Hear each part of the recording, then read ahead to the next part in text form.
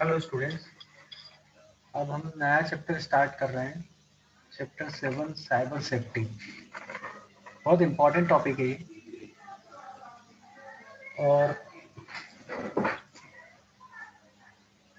इस चैप्टर में हम देखेंगे कि इंटरनेट बेस्ड जो एक्टिविटीज़ है उसमें आप क्या क्या सेफ्टी रखी जाए। बहुत इम्पोर्टेंट चीज़ें हैं ये। General knowledge point of view से भी बहुत इम्पोर्टेंट है, क्योंकि इंटरनेट का यूज़ काफ़ी ज़्यादा हो रहा है। It is widely used everywhere, everyone is using it.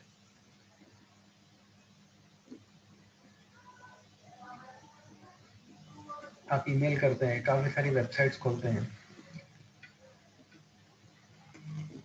काफ़ी सारे एड्स आते हैं, एडवर्टाइजमेंट।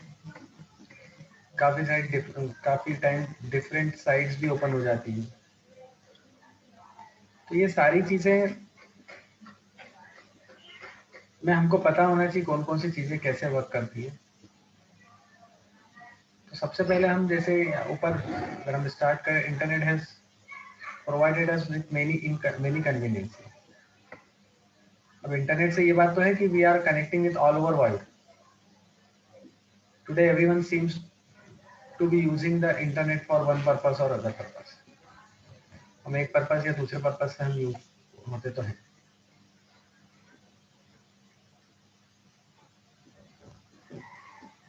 अब बात ये आती है, some visit new websites to keep breast with latest happening around the world.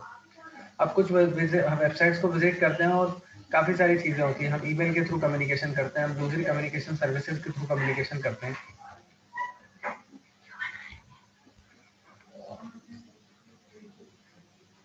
तो आगे हम देखते हैं कैसे क्या साइबर थ्रेट्स होते हैं। जब हम वेबसाइट ओपन करते हैं तो कई बार एडवर्टाइजमेंट ओपन हो जाते हैं, पॉपअप विंडो ओपन होते हैं। तो उसमें वो कई बार क्लिक करने के लिए बोलते हैं कि भाई आप फ्री है, आपको कोई चीज अमाउंट का बोला फ्री, आप गेम खेलो फ्री। तो जैसे आप गेम की लाइन पे क्लिक करोगे तो फिर आपका नाम मांग लेगा, आपका मोबाइल नंबर मांग लेगा। तो इस तरह से जो एक्टिविटी होती है, जैसे एक राइट साइड एग्जांपल भी दी है, popup like this may be a source of virus. कि वायरस का सोर्स हो सकता है, उसमें हो सकता है उस पर क्लिक करें तो वो जो एग्जीक्यूटेबल फाइल है वो आपके सिस्टम पे आ जाए। क्योंकि वायरस और थ्रेड्स, वायरस, वार्म्स, ये सारी चीजें बहुत हार्मफुल है। अब देखिए, यही चीजें साइबर थ्रेट कहलाती है। जब इस पर हम बात करेंगे तो यही चीजें साइबर थ्रेट कहलाती है। कैसे, जरा हम देखें इस चीज को। इस cyber threat is an act or incident related to the cyber world or internet that can cause harm to us.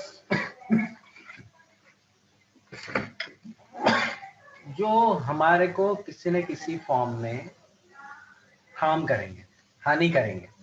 ये देखने लायक बात है और किसी भी रूप में हो सकती है।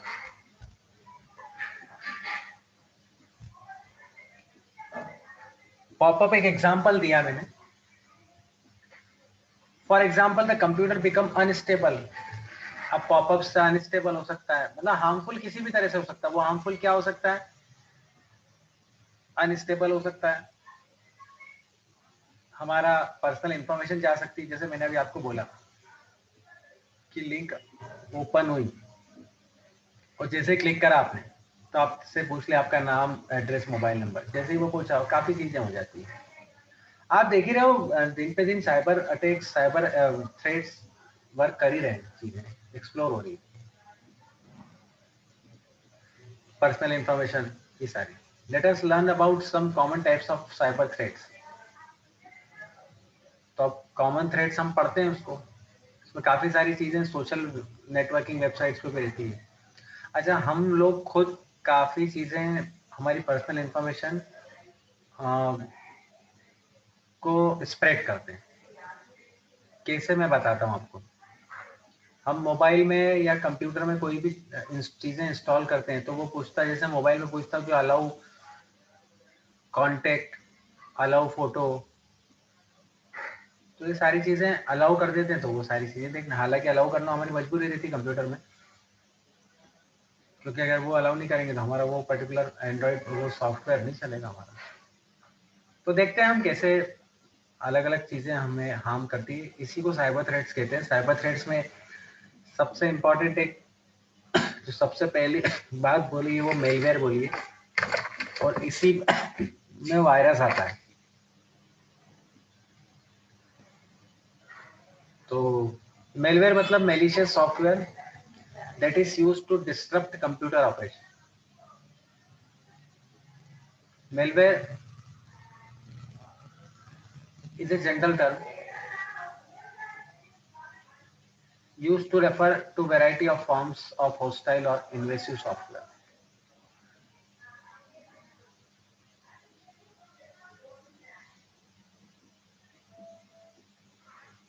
तो ये एक सॉफ्टवेयर है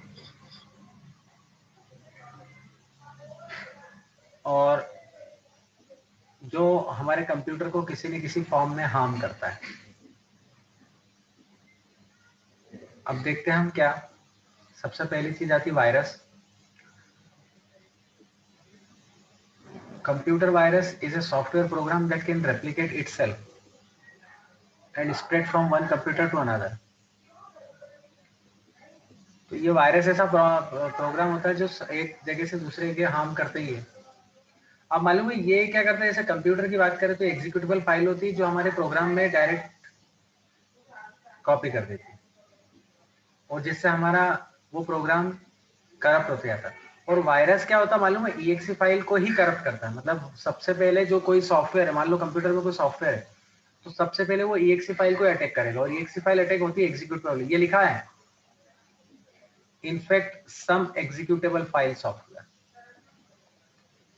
ये एग्जीक्यूटेबल फाइल अटैक करता है वायरस उसको, और फिर क्या होता है धीरे धीरे स्प्रेड होते जाता है। जैसे हम क्लिक करेंगे तो फिर और एक दूसरे उसमें जाएगा, और ऐसे हमारे पूरे कंप्यूटर के प्रोग्राम को डिस्ट्रॉय करता है।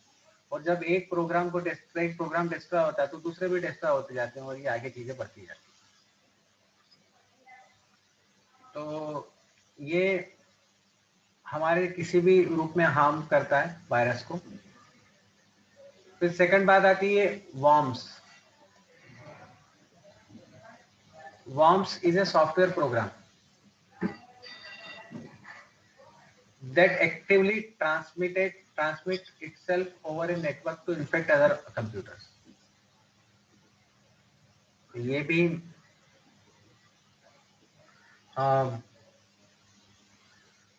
वायरस जैसे ही काम करता है। दूसरे, it is capability to travel without any human action.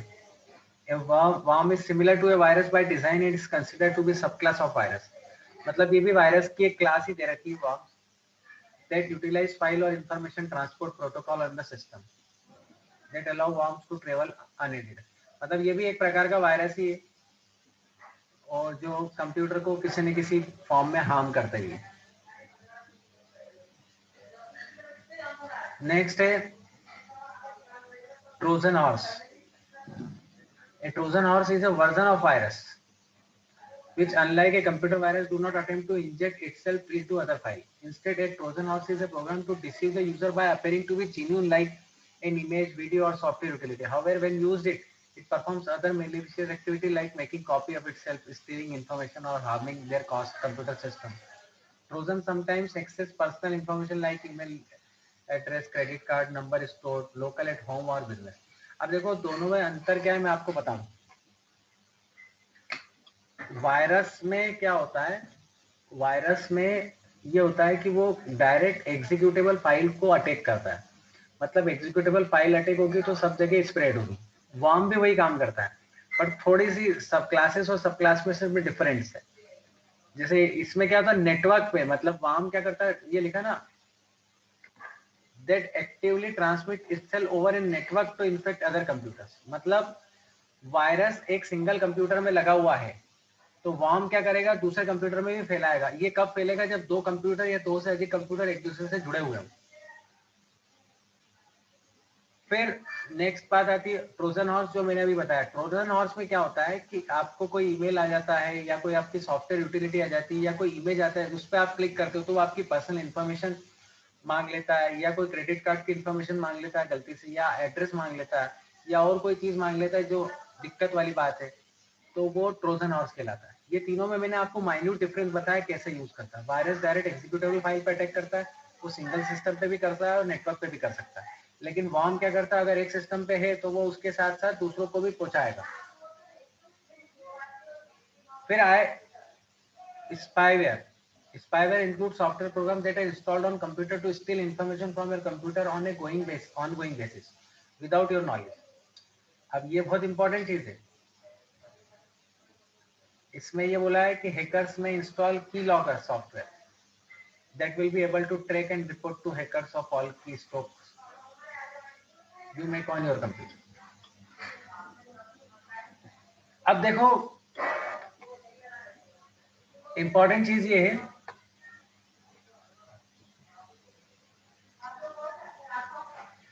कि ये वो चीज होती है कि आपकी पर्सनल इंफॉर्मेशन को हैक करना, आपकी पर्सनल चीजों को चोरी करना, स्टोलन करना, ये वो तरह के सॉफ्टवेयर। और इसमें क्या होता है, कुछ चीजें ऐसी होती है, जो कुछ सॉफ्टवेयर ऐसे होते हैं जो आप अगर इंस्टॉल कर लेते हो, जैसे हम नॉर्मली अभी देखा होगा आपने कई जगह ऐड वगैरह, जैसे नेक्स्ट एड वगैरह का आ ही रहा है, कई जगह ऐड रहते हैं या कई पॉपअप्स रहते हैं, उस पर क्लिक करते हैं तो वो सॉफ्टवेयर एक कोई इंस्टॉल हो जाता है, तो जिससे आपकी पर्सनल इन्फॉर्मेशन उसमें जब आप डालोगे तो वो इन्फॉर्मेशन उनके पास चली जाएगी, हैकर्स के पास। तो उन्होंने क्या करा, एक ऐसी लिंक प्रोवाइड करी जिसको आपने क्लिक करा और क्लिक करते से आपने इन्फॉर्मेशन फिलअप करी हो, वो चीज हो गई। तो ये ध्यान रखने वाली बात है। मान लो अगर गलती से लिंक क्लिक भी हो जाती है तो ध्यान रखने वाली बात है कि पर्सनल इन्फॉर्मेशन आप ना रखें। वैसे कई तरह के आप लिंक क्लिक पे भी ध्यान रखें, क्योंकि वो इंपॉर्टेंट इसलिए है कि माय द वे बहुत सारे सॉफ्टवेयर ऐसे होते हैं जो आपकी पर्सनल इन्फॉर्मेशन वो सॉफ्टवेयर के थ्रू निकालते हैं। जो स्पाईवेयर है उसी का एग्जाम्पल है। और गलती होती है क्योंकि आप एडवेयर आ जाते हैं, पॉपअप आ जाते हैं, या किसी भी टाइप की कोई एक्टिविटी आती है तो वो चीजें होती है।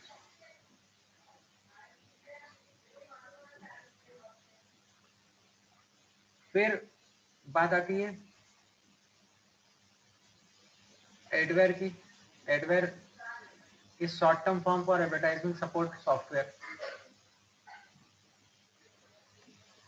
वही advertisement, it is a software program that automatically brings up advertisement in the form of popup. मैंने बताया ना ऊपर स्पाईवेयर देखा है, ये ad the objective advertise is to lure you to click on the advertisement. Every time you click on the advertisement, it helps generate revenue of the author of the advertisement. What is called a pay for click advertisement model. मतलब जैसे आप click करोगे भैया आपको कुछ मिलेगा, तो आपने इन्फॉर्मेशन पुटअप कर दी तो वो सारी चीजें स्प्रेड हो गए, फैल गई, सामने वाले के पास वो चीज चली गई। तो ये ध्यान रखने वाली बात है एडवेयर में। ये जो एडवेयर में ध्यान रखने वाली बात है कि आप एड को क्लिक बहुत ध्यान से करें। देखो एक सिंपल बात, एक और कंसेप्ट बताता हूँ। बिना मेहनत के आपको कहीं कुछ नहीं मिलता चीजें। Without hard work you can't earn anything. तो ये जो चीजें आपको ऐड और ये सब चीजें जो आपको एक जिसको बोलते हैं लालच दिया जाता है ना, वो इसीलिए दिया जाता है कि आप उस चीज में आओ और आप वो इन्फॉर्मेशन दें और आपकी चीजें जोड़ें। तो जो आप अर्न करना चाहते हो उसके बजाय आप अर्न तो नहीं कर पाते और आपकी इन्फॉर्मेशन स्प्रेड हो जाती है। तो ये ध्यान रखने वाली बात है। और जिस पर्पज से, जिस चीज से आप देख रहे हो उससे बहुत अवेयर होने वाली बात है। फिर नेक्स्ट आती बात spam. Spam normally mails emails में ये होता है। Most of us use emails. You may have seen unwanted emails that come to your promoting some products. अब ईमेल में क्या होता है, उन्होंने कैटेगराइज कर रखा है कि भैया अनवांटेड मेल, जो बिना चाहत वाली मेल है, या कोई प्रमोशनल मेल है। जैसे इंटरनेट ईमेल में काफी सारी ईमेल प्रमोशनल ईमेल आती है। काफी सारी ईमेल जो होती है प्रमोशनल का मतलब है कोई ऐड है, किसी चीज को आपको उनको एक्सप्लोर करना है, स्प्रेड करना है, तो ये सारी चीजें उसमें आती है। तो ये स्पाम मेल कहलाती है। सम ऑफ दिस प्रोडक्ट और सर्विसेज में भी जेन्युइन, सम में भी fake. These unwanted message by email or even by SMS are known as spam.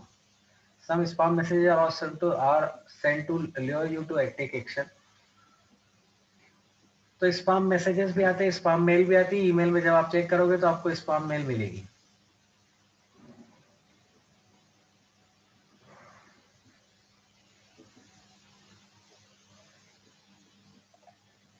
ये मैं आपको बता देता हूँ, ये categories social, email, update, forum, promotional, ये सारी मेल दिख रही है। ये रही स्पैम मेल, जैसे मेरे इसमें ये स्पैम मेल पड़ी है, इस पर मैंने क्लिक करा। कैनवास सॉफ्टवेयर की है, बजाज की है, आइनॉक्स की है, ये मैंने बताई थी, जो मेरे काम की नहीं है, क्योंकि ये एडवर्टाइजमेंट को बता रही है। तो ये मेल्स स्पैम मेल कहलाती है, ये ध्यान रखने वाली बात है। मैंने बाकायदा आपको प्रैक्टिकल चीज बता दी कि स्पैम कहाँ रहती है। और एक और बात है, कई बार क्या होता है कि हम लोग एक दूसरे को मेल करते हैं, आप लोग एक दूसरे को मेल करोगे, जैसे अभी आप लोग कंटिन्यूस मेलिंग की तो फैसिलिटी आप मतलब कंटिन्यूस मेलिंग तो आप यूज नहीं करते होंगे, बट अगर आप करते तो कई बार आपकी एक्चुअल मेल भी स्पैम में चली जाती है, ये भी एक ध्यान रखने वाली बात है। पर वो कोइंसिडेंट होता है, हर मेल में नहीं होता है। फिर नेक्स्ट बात आती है डेनियल ऑफ सर्विसेज।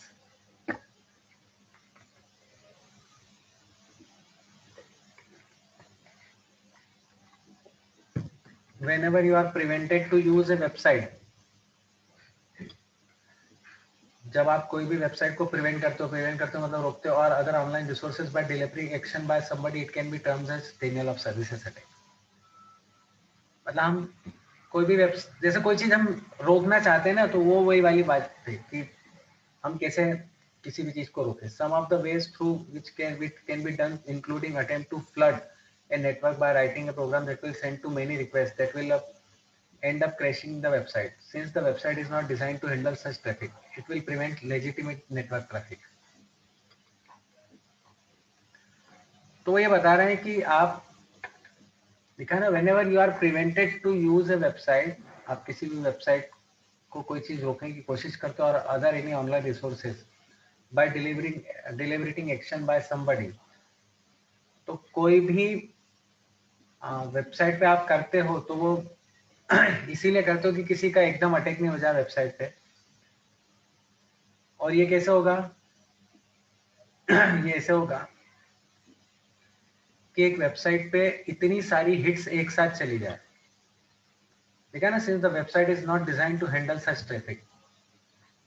मान लो कोई वेबसाइट लॉन्च हुई, कई जगह आपने देखा होगा, पहले एक काफी टाइम पहले आया था कि मोबाइल 250 रुपीज में आप लो, तो वो उन्होंने जो वेबसाइट बनी थी वही क्रैश हो गई थी। क्यों? क्योंकि नेटवर्क पे इतना ज्यादा ट्रैफिक मिला कि वो वेबसाइट उसको हैंडल करने की कैपेबिलिटी ही नहीं रही। तो ये देखने वाली बात है, सोचने वाली बात है। तो ये भी एक एग्जांपल है डेनियल ऑफ सर्विसेज अटैक का। तो ये डेनियल ऑफ सर्विसेज अटैक का है कि एक साथ अटैक होता है इस पे, तो ये कहलाता है denial of services. Next, hacking.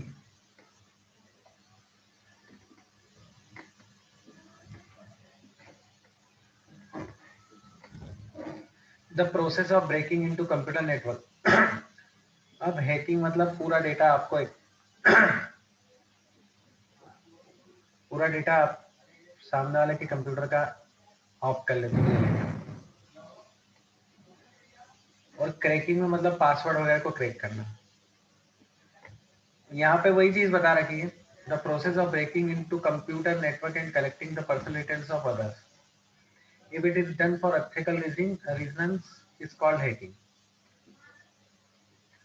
सामने वाले की पर्सनल डिटेल चुराना, स्टोर करना, निकालना, तो वो हैकिंग कहलाता है। अभी एक और जगह अपन ने देखा था ना कि कोई इन्फॉर्मेशन भेजी तो आपने पर्सनल इन्फॉर्मेशन उसमें पुटअप कर दी, तो सारा डेटा आपने दे दिया, तो सामने वाला आपके कंप्यूटर को या आपके मोबाइल को हैक कर सकता है। However, it is done with malintended, is called cracking. और क्रैक में क्या होता है कि पासवर्ड को क्रैक करना। मान लो कोई आपका पासवर्ड है, आपकी कोई वेबसाइट बना रखी है, या आपने कोई ईमेल है तो ईमेल का पासवर्ड उसने क्रैक कर लिया, क्रैक कर लिया मतलब तोड़ लिया, अब वो उसके अकॉर्डिंग वो सारी इंफॉर्मेशन चुरा सकता है। क्रिमिनल्स, हैकर्स और crackers use hacking against individual और ऑर्गेनाइजेशन। जो क्रैकर्स और हैकर्स रहते हैं वो इंडिविजुअल मतलब व्यक्तिगत एक व्यक्ति की या ऑर्गेनाइजेशन की जानकारी चुराते हैं। Hacking by criminal hacker are looked up as a crime. There are mainly two types of criminal hacking, criminal hacking, password hacking and cyber criminal hacking और क्रैकिंग। मतलब एक तो पासवर्ड हैकिंग और क्रैकिंग। हैक मतलब वो पूरी तरह से सारी चीजें ऑफ कर लेना और क्रैक मतलब उस चीज को तोड़ना, तो दोनों में अंतर है। हैकर्स क्या करता है, सारी चीजों को जब्त कर लेता है। जैसे लिखा password hackers use methodology to find the details of other user specially their mail password and mail intent. Crackers use various methods to hack into system of others. Crackers also use their skills in social networking site like Facebook and crash the accounts of others. मतलब उनके account के password को तोड़ना और उनकी information को जाके देखना। They also unblock block sites and include malware and spam. अब ये भी बहुत इंपॉर्टेंट चीज है। आप देखना राइट साइड में कई बार न्यूज आती रहती है, वो चीजें आती रहती है, तो आप ब्लॉक कर देते हो, तो वो क्या करते हैं अनब्लॉक कर देते हैं, तो जिससे आप किसी भी चीज पे क्लिक कर दो तो कोई भी किसी भी तरह की एक्टिविटी परफॉर्म होगी। ये देखने वाली बात है।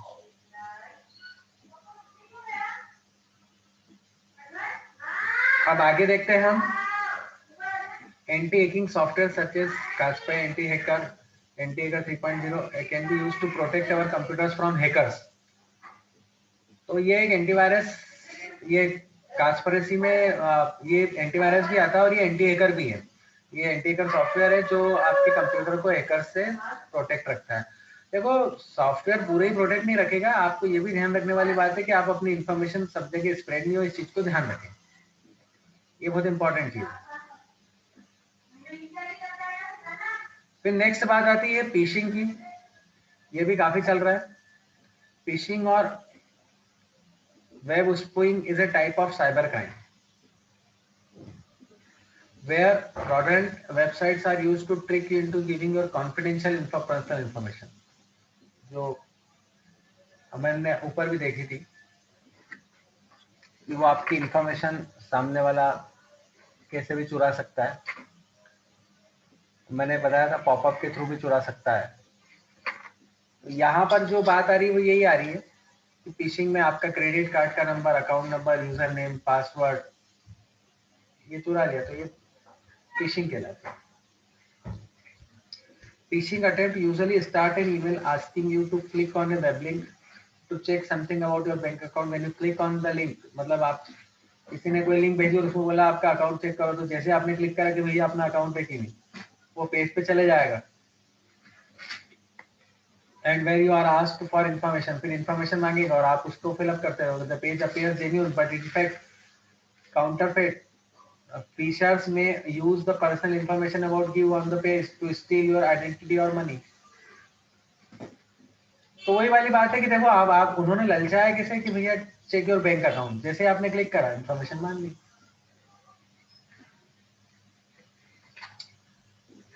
फिर एक terminology social engineering is the use of deception to manipulate individual into divulging their confidential or personal details that may be used for fraudulent purposes। अब देखो ये जो है ये बहुत इंपॉर्टेंट चीज आ रही है, बहुत इंपॉर्टेंट है, आप लोगों को बहुत ध्यान में रखना चाहिए ये चीजें, कैसे आप सेफ रखें चीजों को।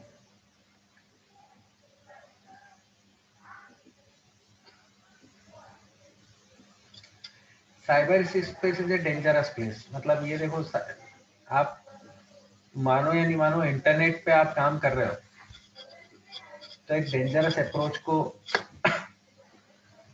आप एक डेंजरस अप्रोच की तरफ जा रहे हो, ये भी दिखाते हैं।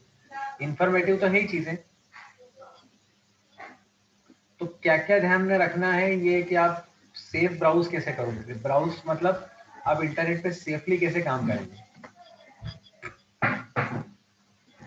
तो इसकी कुछ टिप्स है जो ध्यान में रखने वाली बात है। पहली है अवॉइडेबल क्वेश्चनेबल वेबसाइट्स। मान लो कोई क्वेश्चन पूछती है तो उसको आप अवॉइड करो। Avoidable questionable websites with incorporate and objectionable content as most of the times such as website harbor malware and spyware। अभी हमने देखा स्पाईवेयर और वो चीज कैसे काम करता है। वो सॉफ्टवेयर रहते हैं, वो सॉफ्टवेयर इंस्टॉल हो जाते हैं तो उसमें सारी इन्फॉर्मेशन जाती है और अगर आप उसमें कुछ क्लिक वगैरह कर देते हैं तो उससे भी क्लियर हो जाएगी। तो क्वेश्चन आर वाले जहाँ चीजें वहाँ चीज आप अवॉइड करो। Use some your common sense to avoid such websites to get an internet content filter installed on your computer that will be filter out websites containing objectionable content। OpenDNS, K9 and Nancy are example of such software। इन्होंने example भी दिए हुए हैं, OpenKNS, K9 and NetNancy। और भी बहुत सारे example हैं जो नॉर्मली आप देखते हो पेजेस पे। Be mindful of the link your click. अब सिंपल बात है, मान लो किसी चीज को क्लिक करने को हो तो सोच समझ के क्लिक करो। Avoid clicking suspect link and popups in a web page. Her popup को ऐसा नहीं कि आप उसको ओपन करके देखो, जो चीज लगे उसको डीएक्टिवेट कर दो या आप ब्लॉक कर दो। In a web page, email और instant message on your special network. Do not believe message it is sound suspicious और ऑफर समथिंग अनरियलिस्टिक। फिर नेक्स्ट बात आती है keep your system free of vulnerabilities. उलूल जुलूल आप कोई जो काम की वेबसाइट्स नहीं है उनको आप ओपन नहीं करें। Manufacturer of operating system continuously work to keep their software patched against all known vulnerabilities that have been identified। Operating system वो सब सारी चीजें चेक करता ही है। If you are using a genuine licence operating system, अब ध्यान रखने वाली बात है, जेन्यून का मतलब ये जैसे विंडोज ऑपरेटिंग सिस्टम आप चला रहे हो तो विंडोज ऑपरेटिंग सिस्टम आपने परचेस कर रखा है कि नहीं, लाइसेंस वाला ले रखा है कि, उससे फायदा ये होता है कि लाइसेंस वाले में वायरस एकदम अटैक नहीं करेगा और ऑटोमेटिकली अपडेट्स आते रहेंगे। ऑपरेटिंग सिस्टम में जो भी अपडेट्स और चेंजेस होंगे वो आते रहेंगे। जो चेंजेस है वो एकदम किसी वायरस को एकदम इफेक्ट नहीं करेगा। और वैसे तो एंटीवायरस भी होना चाहिए, नेक्स्ट पॉइंट हमारा वही है। तो ऑपरेटिंग सिस्टम एकदम नहीं अटैक करेगा। और दूसरी एक और इम्पोर्टेंट चीज ये वल्नरेबिलिटी से मतलब एक और ये है कि आप कोई दूसरी वेबसाइट जैसी फालतू की वेबसाइट से उनको भी ओपन नहीं करें जो हमारे काम की नहीं। नेक्स्ट है इंस्टॉल एंटीवायरस सॉफ्टवेयर। ये तो बहुत जरूरी है क्योंकि वायरस अटैक करता तो एंटीवायरस होना जरूरी है और उसका अपडेशन होना जरूरी है। और आप यकीन मानो जो एंटीवायरस आप लोगे या कर रहे हो वो ऑटोमेटिकली आप ट्रायल वर्जन पे काम न करें। एंटीवायरस हमेशा आप परचेस करके करें लाइसेंस वाला, जिससे आपको ये चीज फायदा देगी कि वो प्रॉपर चलेगा, प्रॉपर वर्क करेगा।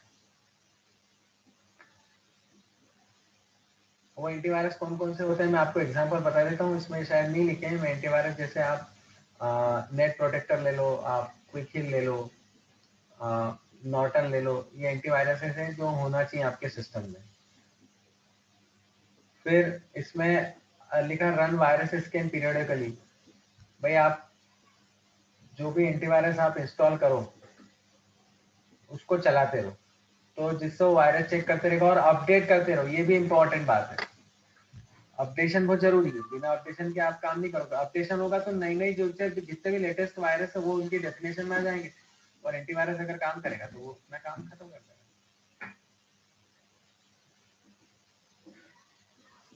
फिर नेक्स्ट है use firewall. A firewall is a system design to prevent unauthorised use. हाँ, एक इंपॉर्टेंट बात तो है, फायरवॉल यूज करोगे तो अनऑथराइज जो यूज है, अनऑथराइज एक्सेस, जो कोई भी आपके सिस्टम को एक्सेस करना चाहता है वो एकदम इजीली नहीं कर पाएगा।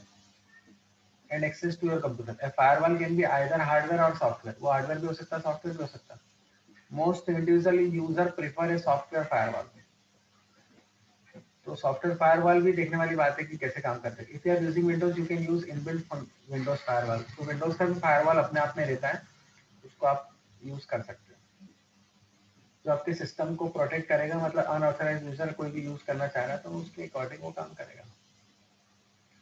और आप यकीन मानो ये चीजें आपको बहुत इंपॉर्टेंट है, बहुत काम आएगी। फिर download software from trusted sites only. ये भी एक इंपॉर्टेंट बात है। कोई भी चीज आप डाउनलोड करो तो उस पर्टिकुलर जो भी चीज आप डाउनलोड कर रहे हो, मान लो आप विंडोज डाउनलोड कर रहे हो तो माइक्रोसॉफ्ट कंपनी के माइक्रोसॉफ्ट की वेबसाइट से डाउनलोड करो। मान लो आप ओरेकल डाउनलोड कर रहे हो तो ओरेकल की वेबसाइट से डाउनलोड करो, मान लो आप कोरल डाउनलोड कर रहे हो तो कोरल की वेबसाइट से डाउनलोड करो। ये ध्यान में रखने वाली बात है कि उससे रिलेवेंट। अच्छा एक और चीज है ध्यान रखना ये बात कि कई बार सेम नेम की भी हो जाती है। मान लो ओरेकल आपको इंस्टॉल करना और ओरेकल वाले ने ओरेकल नाम से बना रखी वेबसाइट oracle.com और आपने oracle1.com पे क्लिक करके देखा, तो उसमें ये भी ध्यान में रखने वाली बात है कि वो वेबसाइट ऑथेंटिक है कि नहीं, ये भी चेक करने की जरूरत है। फिर नेक्स्ट आता है be cautious while giving out personal details. अब ये ध्यान रखने वाली बात है कि आप जब भी पर्सनल डिटेल दें तो कहाँ दे रहे हैं ये इंपॉर्टेंट है।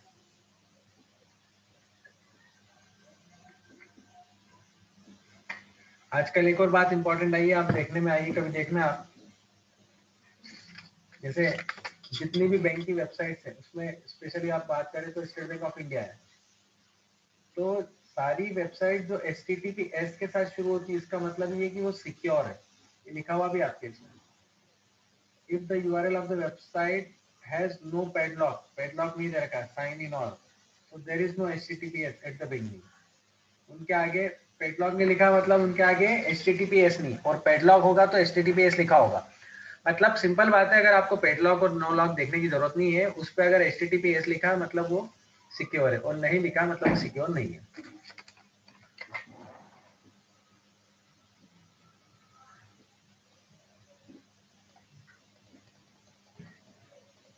और ये मैंने बताया जैसे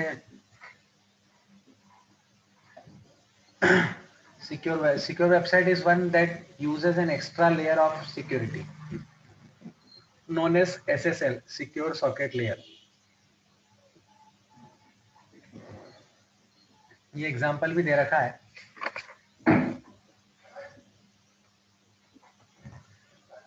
livewire.com का। अपन खोल लेते हैं livewire.com।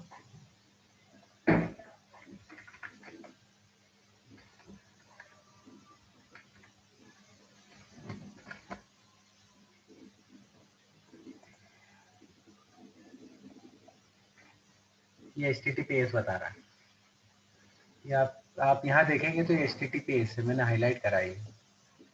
अच्छा जरूरी नहीं कि उसने जो बोला वो, आपको एक और साइट बता देता हूँ, SBI की बता देता हूँ।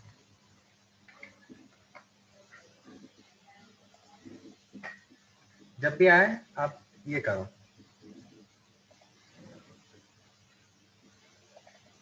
ये HTTPS लिखा है। तो कोई भी साइट खोलने के पहले आप ये चीज ध्यान में रखने वाली बात है। फिर सिक्योर वेबसाइट कैसी है ये तो मैंने बता दिया।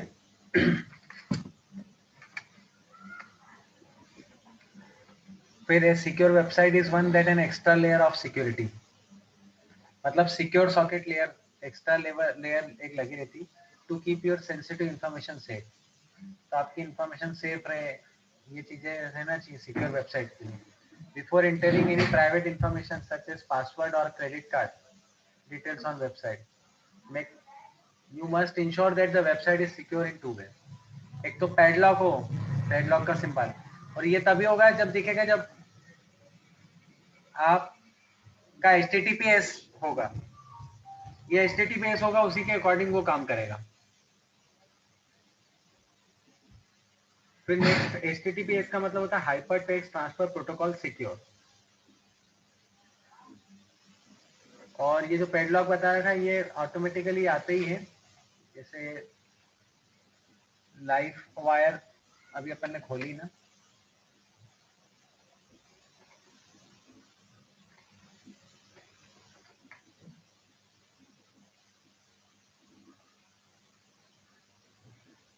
ये रहा पैडलॉक, ये पैडलॉक कनेक्शन इज सिक्योर लिखा हुआ है, सर्टिफाइड, बकायदा मैंने प्रैक्टिकल करके आपको बताया। फिर the web address should begin, तो इससे पता पड़ेगा कि वो सिक्योर है।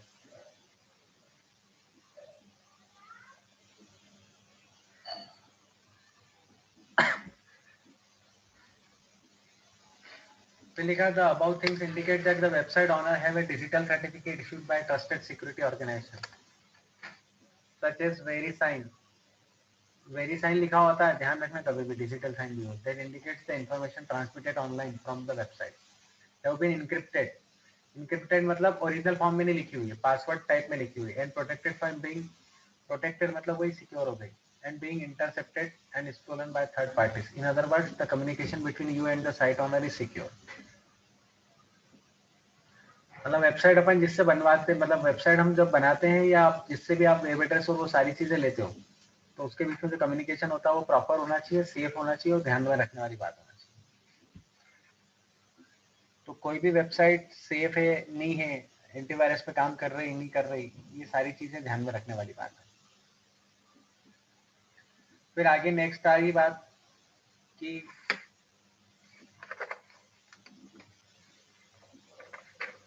How to know if a website is safe और नॉट। अब वेबसाइट सेफ है कि नहीं, ये भी ध्यान में रखने वाली बात। तो अब वेबसाइट में ये है कि इन एड्रेस बार, जैसे HTTPS एक तो बता ही दिया, in address bar of your browser type http://safeweb.norton.com, the Norton Safe web page open. In the search box, enter the URL of the website that you want to check. Press enter. Norton Safe Web will analyze the listed website for safety and security. तो वो ध्यान में रखने वाली बात है कि वो वेबसाइट सिक्योर है या नहीं है। मतलब उन्होंने नॉर्टन वाले ने ये दी हुई है वेबसाइट कि इस वेबसाइट से आप चेक करो, safeweb.norton.com, इसको आपको खोल के बताया था, safeweb.norton.com।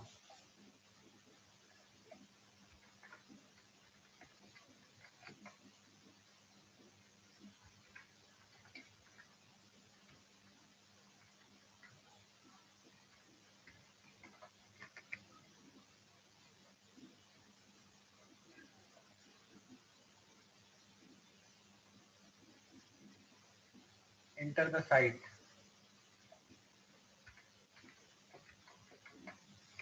SBI, ये लिखा, अपन ने SBI खोली, SBI.com, safe web is analyzed SBI.com for safety and security problem।